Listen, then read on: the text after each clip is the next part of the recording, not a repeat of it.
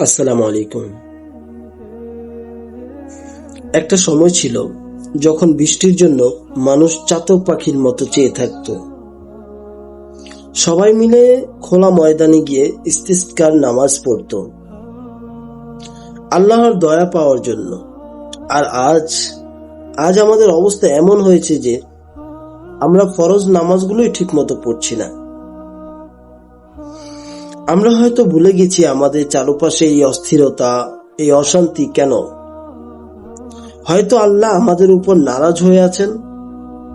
আমরা সারাদিন দুনিয়ার কাজে এতই ব্যস্ত যে যিনি আমাদের রিজিক দিচ্ছেন তাকেই সময় দেওয়ার কথা মনে নেই।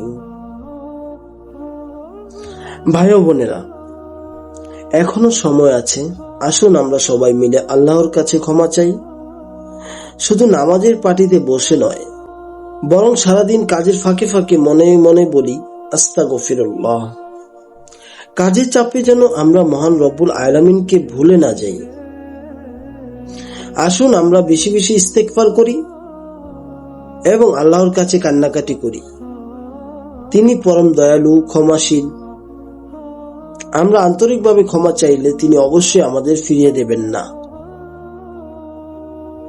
আল্লাহ আমাদের সবাইকে হেদায়েত দান করুন এবং তার পথে ফিরে আসার তৌফিক দিন। আস্তাগফিরুল্লাহ। আল্লাহ আমাদের মাফ করুন। আমিন। আল্লাহ হাফেজ।